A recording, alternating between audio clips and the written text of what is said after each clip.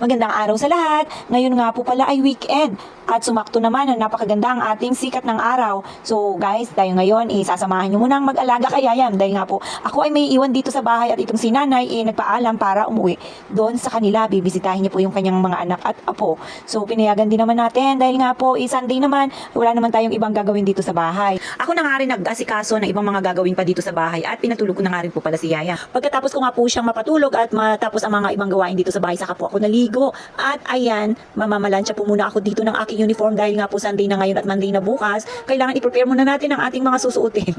Baka makalimutan na naman at mangangarag na naman tayo sa oras. Yun bang pagising mo saka ako mag-prepare ng aking mga susuotin? Abay naman, hindi po pwede yun dahil mabagal akong kumilos. Sinig ko na nga rin po pala ito yung plancha namin na ito. Madalas po kasi pagka pumapasok si Yayam dito sa kwarto na ito guys, ito talaga yung favorite niyang paglaruan yung plancha, gawa ng meron po yan siyang tubig. So minsan pagka mamalansya ako nakikita ko wala nang laman. Ito buti na nga lang inagtira pa siya, mayroon pang kukonti. At pwedeng pwede pa yan dahil nga po uniform lang yung aking paplansyahin dito. Huwag nyo nang pansinin guys yung mga nakikita nyo dyan sa aking likuran. Talaga naman, itong room po na ito po kasi ay talagang akala mo stock room, talagang puro gamit lang siya. Halos nga lahat guys, napansin ko parang puro gamit ko na lang yung nakalagay dito. Abay, talaga naman, hindi ko nga alam kung anong gagawin ko dito. Hindi ko na rin alam guys kung magagamit ko pa ba itong mga uniform na nakahanger dito. Talagang sinadya ko yan guys na i-hanger lahat kasi pagka minsan, paiba-iba po kasi kami ng uniform. Pagka halimbawa na may mga uniform na sabing yun na susuotin kinabukasan, ihahanapin ko pa. So ang ginawa ko para hindi po ako mahirapan, pinanglalabas ko na, pinanghanger ko na. Hindi ko na nga nilagay doon sa aming mga cabinet, sa mga closet guys. Alam niyo kung bakit? Abay talagang ang mga damit ni Big Boss doon ay punong-puno at hindi na magkasya pati gamit ko. So ayan, napos din ako sa aking pamamalansya dahil ko konti lang naman din po yun. At habang himbing na himbing pa nga po si Yayam sa kanyang pagtulog dahil nga inopin ko guys yung aircon yan. Talaga sarap-sarap siya. Samahan niyo muna ako doon sa baba at tayo mangunguha ng mga sinampay namin. Alam niyo ba, sobrang taas ng araw ngayon. So talagang automatic yan. Talagang tuyo lahat ng ating sinampay dyan guys. Nilabas nga po ni Nanay pala ito yung ating mga damit kanina. Kaya nagtaka ako. Sabi ko bakit nasaan yung mga damit na mga nilabhan niya guys. Wala na dito sa loob. Yung pala pagtingin ko nandun sa labas. Buti na nga lang talagang nag-iikot-ikot din yung ating mata. Kung hindi at talagang umulan, ibasa yan. At ayan, nilagay ko na nga po sa basket para tutupiin ko na rin habang nagbabantay kay Yayam. Nagbabantay habang natutulog ang ating little bossing. Dahil alam nyo guys, habang natutulog yan, di ba? Alam nyo naman pagbata, laging nag-iiyak-iyak habang natutulog. Madalas pagising-gising. Ayan, dito na ako nagtupi sa loob dahil nga alam ko mas malamig dito. Pagka sa labas tayo nagtupi, talagang mainit pa. Pagpasensya nyo na lang po muna habang ako po ay nagbo-voice over dito at ako po ay mayroon din kasamang bulinggit na nagsasalita. Hindi po pwedeng paalisin dahil nakadikit po sa atin, nakahiga po sa aking lap. So ayan guys, tinupi ko na po yung aking mga damit at damit ni Yayam. Dadalwa lang rin naman po kami dyan. Naipon na nga po kasi ito after na matuyo. Halos araw-araw po talaga itinutupi na yan ni Nanay at nilalagay sa basket. At ayan guys, kaya kung mapapansin niyo halos mga nakatupi na yan. Kaya lang, kailangan ako pa rin po yung maglalagay doon sa aming locker kasi ako lang po yung nakakaalam. Tamang tupi-tupi lang po si Nanay at mapupunpun. Talaga naman, laking tulong din talaga nitong si Nanay guys. Ayan, pagkatapos ko nga pong ibalik yan yung aming mga damit sa kanya-kanyang mga kalagyan, saka ko lang po tutupin. Ito yung aking mga pinamunpon na mga damit kanina ni Yayam at damit ko na rin. At kita nyo na nga po, gumising na ang ating little bossing at pinadidi ko na nga rin po. Abay, nakisama siya guys. Kadalasan po kasi pagka ganyan nagigising siya or gumigising siya guys, lumalapit ka agad yun sa akin para mag-dede sa akin. Pero ngayon, kita nyo naman talagang nakisama siya. Alam niyo siguro na dalawa lang kami dito.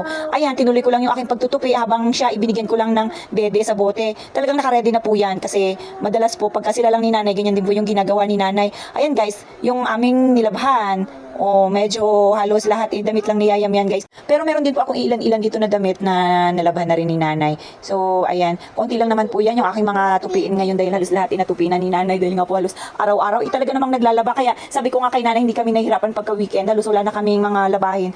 At ayan, tingnan nyo nga guys. Talagang saktong-sakto itong si Yayam. Alam na alam niya, natapos na ako sa aking pagtutupi. Abay, naglambing na nga po sa akin ang aking bunso at yan, pinagbigyan ko nga po muna. After nga po, ibinigyan ko na rin siya ng merienda. Alam kong gutom siya sa kanyang pagtulog guys. At yan, napansin ko nga kaka-cellphone ko guys. Abay, talagang binuhos na yung kanyang tsaki. Talaga naman kapapalit nga lang po to ni Nanay ang aming bedsheet guys. Alam niyo ba minsan, kung hindi mabuhusan ng tubig, maihian, or matapunan ng pagkain, talagang lahat na halos araw-araw inagpapalit kami ng aming bedsheet dito guys. At ayan, tingnan nyo. Gusto ko nga po sanang matulog kaya lang hindi po pwede dahil nga po gising na itong isa. At ayun, lumabas na nga lang po ako, naglilinis-linis ako doon sa kusina. At ayan guys, pagbalik ko, itong Yayam ay sobrang pagka-busy-busy na naman, nagkalat na naman dito sa aming kwarto. At pansin nyo ba na may patakip-takip pa siya ng kanyang tainga habang ako'y nagsasalita? Marunong na rin at ayaw nang nabubunga nga. Ano ginawa mo dyan? Ayan, hindi ko nga alam kung paano ko ito sisimulan sa paglilinis guys. Pero tignan nyo siya, i-continuous pa rin siya sa kanyang paglalaro. Wala talagang katak-takot sa mami niya guys. Huli ko na tayo, halika na. Halika na. halos ayaw po talagang umalis at talagang gusto pang maglaro. Kaya pala kanina, nagtataka ako, nakikita ko sa may bintana. Sabi ko, parang grabe naman yung alikabok na pumapasok dito sa loob ng bahay. Yung pala guys, ayan, nagbuhos ng pulbo at talagang yung pulbo niyang malaki po konti na lang yung natira. At talagang naka-open talaga guys yung electric fan dyan sa kanya. Kaya pansin na pansin ko yung alikabok na akala ko nga alikabok yung pumapasok sa aming bintana. Yung pala yan na nga. Hindi ka na magpupulbo. Let's go na, let's go. So ayan, kumuha na nga po ako dyan ng planggana dahil nga po wala naman tayong ibang utusan, di ba? So tignan nyo nga po, panay din ang tulong-tulong sa akin. O, di ba? Ganyan talaga pag bulinggit. So pagbigyan ko na nga lang, wala namang ibang gagawa kundi kami lang dalawa. Ayan, habang yung isa ay nanggugulo, ako ay maglalampaso muna dito guys. Talagang hirap na hirap ako dito sa kinalat ng bulinggit na to. O, binigyan pa talaga ako ng trabaho. Ganito talaga pag mga bata. Dapat talagang mahabang iyong pasensya guys. Tingnan nyo. After ko nga po, pumunta na ako sa kusina. Pero siya, naiwan pala dito. Kumuha pa siya ng kanyang tissue at siya naglampaso pa ng sahig. Alam nyo ba yung ganyang klaseng paglalampaso guys, inakuha niya kay nanay pagka morning. Ganyan po kasi ginagamit ni nanay yung basahan. Kasi nga po sabi ko, nasira yung aming map at hindi pa kami nakakabili. At ayan, after ko nga po malinisan, yan na, pinagpagpagpagan ko na nga ito yung aming kama na hindi mo alam kung playground, dining, or CR, lahat na nandito na guys. Ayan, nilinisan ko na kasi nga po, liliguan ko na nga yan siya. Malamang, nangangating-ngati na ito guys at gusto nang maligo rin. Hindi ko pa nga ito napapakain eh. O ayan, babango na naman ang aming bulinggit na makulit. So hanapan ko nga muna ito guys ng damit dito. Hindi ko nga po kaagad binaba kasi alam ko na makukulit na naman ito eh. Ito lang talaga, buti nakabalot pa siya ng towel. Ang gustong-gusto niya po kasi yan siya, mag-aakyat siya dito sa may cabinet at talagang upo siya dun sa harap mismo ng TV sa itaas guys. Talagang napakadelikado. Kaya hindi ko yan siya muna binaba. At ayan nga po, binigyan ko na siya ng dede para naman mabusog na rin siya at mahinto muna yung kanyang kakulitan. Tingnan nyo talaga naman, prinsipeng-prinsipe. At ayan, pinagtatabi ko na nga rin yung mga laruan niya na nakaharang dyan sa aming kama. At abay, nakadikwatro. Gabi na si nanay. Nakapula pa. Aba, may pasalubong. Nakit na dun. So, paano ba yan guys? Dito na pala si nanay, kararating lang. Kita-kits sa susunod na video. Bye-bye po. Sino yan? Sino yan? Sino yan?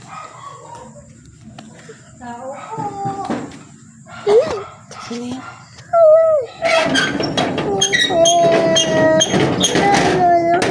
Sino yan? Yan, oh.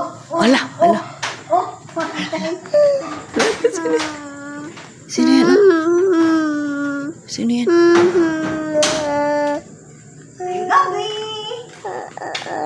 Ginabi na si nanay. Nakapula pa. Aba, may pasalubong. Nakit na dun. Ingat na.